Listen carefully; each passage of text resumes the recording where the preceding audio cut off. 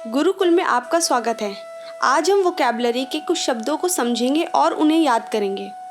तो आइए शुरुआत करते हैं सबसे पहले वन वर्ड सब्स्टिट्यूशन से, यानी कि अनेकार्थी शब्दों से, जिसमें सबसे पहला है स्करलस।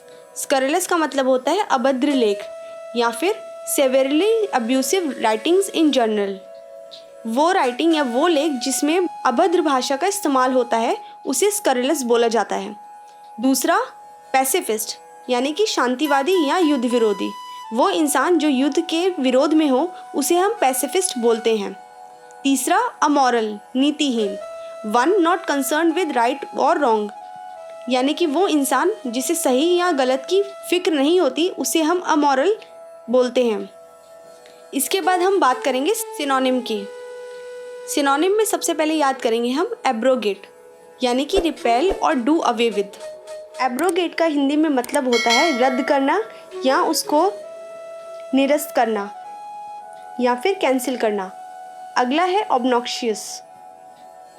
ऑब्नॉक्शियस का मतलब होता है एक्सट्रीमली अनप्लीजेंट, डिस्गस्टिंग या फिर हिंदी में बोला जाता है अप्रिय। तीसरा, प्रोलिफरेट, इंक्रीज रैपिडली और प्रोड्यूस रैपिडली।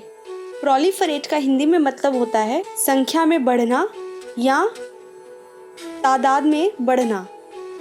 सिनोनिम के बाद हम एंटोनिम की बात करेंगे, जिसमें सबसे पहला है पार्सिमोनियस और एक्स्ट्रावेजेंट।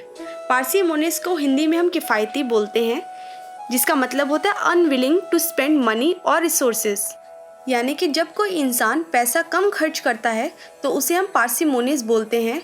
और उसका उल्टा होता है एक्स्ट्रावेजेंट, जिसका मतलब होता है lack of restrain in spending money और रिसोर्सेज। इसका मतलब है जो फिजूल खर्च करता है उसे हम एक्स्ट्रावेजेंट बोलते हैं।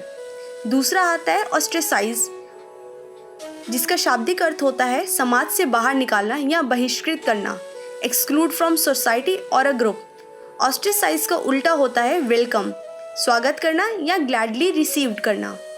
तीसरा एंटोनिम जो हम पढ़ेंगे वो है लेमेंट। लेमेंट का मतलब होता है विलाप करना, एन एक्सप्रेशन ऑफ ग्रीफ और सॉरो।